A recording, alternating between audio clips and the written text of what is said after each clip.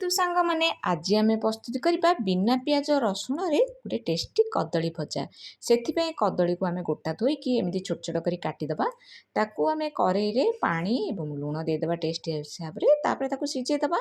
ସିଝେଇ ସାରିଲା ପରେ ଦେଖନ୍ତୁ ଗୋଟେ ପରିବା ଜାଲିକୁ କାଢ଼ି ଦେଇଛି। ତାକୁ ଥଣ୍ଡା ହେଲା ପରେ ଏମିତି ଚୋପା ବାହାର କରିଦେବା। ବାହାର କରିସାରିଲା ପରେ ତାକୁ ଆମେ କରେଇରେ ତେଲ ଗରମ କରିବା। ତାପରେ ତାକୁ ଆମେ ଦେଇଦେବା। ତ ଯେତିକି ଆମର କରେଇ ରହୁଛି ସେତିକି ଦେବା। ଦେଲା ପରେ ତାକୁ 2ରୁ 3 ମିନିଟ୍ ହେଲା ପରେ ତାକୁ ଏପଟ ସେପଟ କରି ଆମେ ଓଲଟେଇବା। ତାପରେ ଏହାକୁ ବାହାର କରିଦେବା ଗୋଟେ ପ୍ଲେଟ୍କୁ। ତାପରେ ଆମେ ଏମିତି ଗ୍ଲାସ୍ର ପଛପଟେ ଏମିତି ଏହାକୁ ପ୍ରେସ୍ କରିଦେବା। ପ୍ରେସ୍ କଲା ପରେ ପୁଣି ଆମେ ଏହାକୁ ଛାଣିବା। ତ ଦେଖନ୍ତୁ ଏଭଳି ଭାବେ ଆପଣ ପ୍ରେସ୍ କରିଦେବେ। ତାପରେ ଆମେ କରେଇରେ ପୁଣି ଛାଣିବା। ଛାଣି ସାରିଲା ପରେ ତାକୁ ଆମେ ପୁଣି ବାହାର କରିଦେବା ଗୋଟେ ପ୍ଲେଟ୍କୁ।